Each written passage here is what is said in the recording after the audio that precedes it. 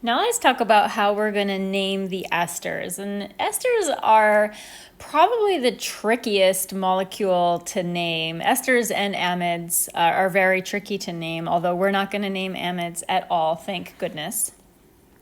So when we're naming an ester, the first thing that we're going to do is very strange. We are going to pretend, we're going to imagine that the molecule is a carboxylic acid.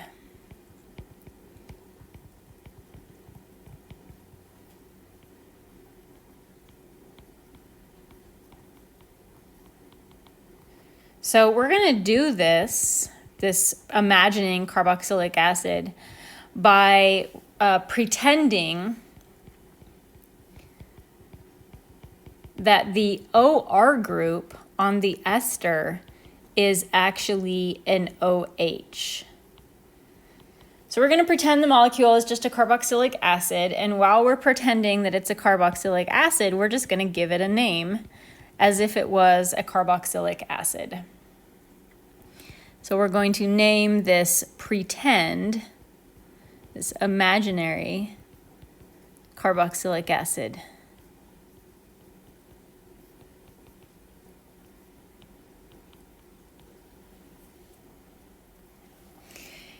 So let me draw just kind of an example of what you might be doing here. Let's say that you have this ester right here.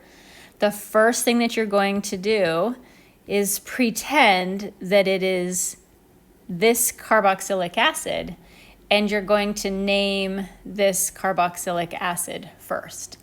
Once you get that imaginary carboxylic acid named, from its name, you are going to drop ic acid.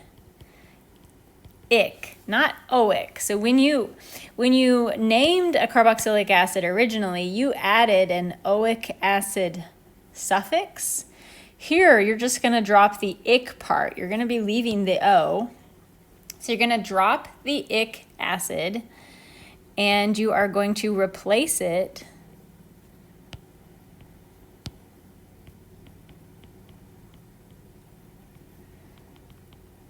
with a new suffix, ate. That ate is going to be up against an O, so it's going to have a couple weird vowels together, O8. Then you are going to name the carbon chain, the R, of the OR that you ignored.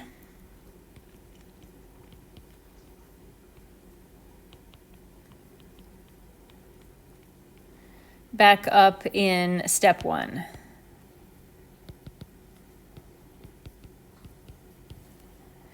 So you're going to look at that R. How many carbons are there? Is it a 1-carbon chain? Is it a 2-carbon chain? Is it a 3-carbon chain? You're going to give it a name.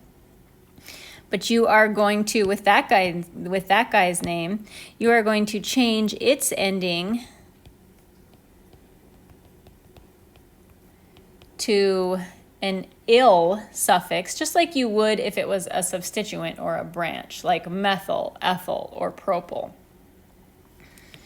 You are then, don't worry, it's almost over, you are going to put this name, I don't mean to highlight step 1, I mean you are going to put step 4, whatever you get in step 4, in front of whatever you got in step 3. And it is going to be 2 separate words.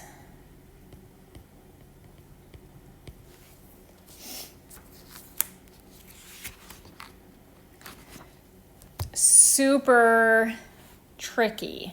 Let's go back to practicing this one, just this one that I drew. And then we'll go to the worksheet and we'll practice it some more. So let's say we have this ester that we want to name it. The first thing that we're going to do is pretend like it's a carboxylic acid by ignoring the OR group and replacing it with an OH group. And then we're going to name it like a carboxylic acid. This is a 1,2 carbon chain. So as a carboxylic acid, this would be ethanoic acid. For step 3 of these rules, we are going to drop the ic acid, so now it's ethano, and we're going to replace it with 8.